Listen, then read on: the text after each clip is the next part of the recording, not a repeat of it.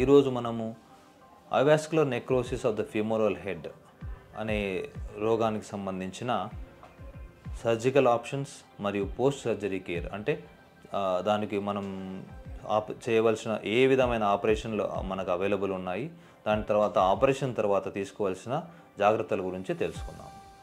ఈ అవస్కులర్ necrosis of the femoral head అనే రోగానికి 2 రకాల ట్రీట్మెంట్స్ ఉన్నాయి.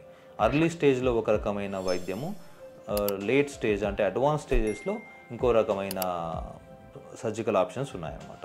ఈ రోగాన్ని మనం 4 స్టేజెస్గా డివైడ్ చేస్తాము. స్టేజ్ 1, స్టేజ్ 2, స్టేజ్ 3, స్టేజ్ 4 అనమాట. స్టేజ్ 1 అండ్ స్టేజ్ 2లో we can or even early part of the stage 3లో కూడా మనము కోర్ డీకంప్రెషన్ అనే సర్జరీ చేస్తాము. కోర్ డీకంప్రెషన్ అంటే మనం దీంట్లో డెడ్ బోన్ ఏదైతే ఉంటుందో ఆ ఫీమోరల్ హెడ్లో బాల్లో ఆ బోన్ని తీసేస్తాం అన్నమాట.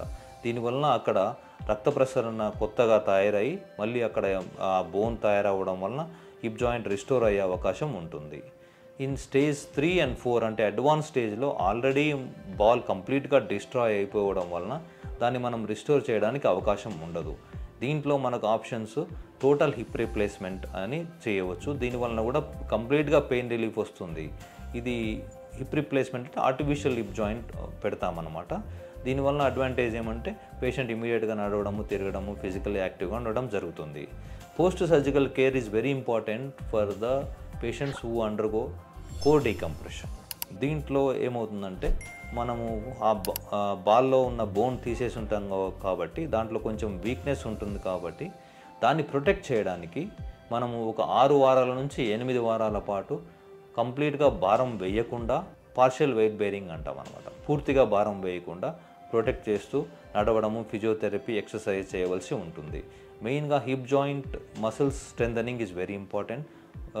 దీన్ని మనము పోస్ట్ ఆపరేటివ్ కేర్లో చాలా ఇంపార్టెన్స్ ఇస్తాము.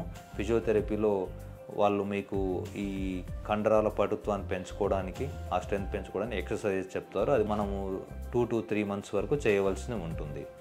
తర్వాత ఎప్పుడైతే ఈ బోన్ ఫార్మేషన్ ఇదంతా మనకు 6 to 8 weeks తర్వాత ఫార్మేషన్ అవుతుంది, దాన్ని బట్టి మనము ఫుల్ వెయిట్ బేరింగ్ వైపు మనం పేషెంట్కి అడ్వైస్ చేస్తాం. 3 months తర్వాత మనము ఈ ట్రీట్మెంట్ వలన కంప్లీట్ రికవరీ మనకు కనపడుతుంది.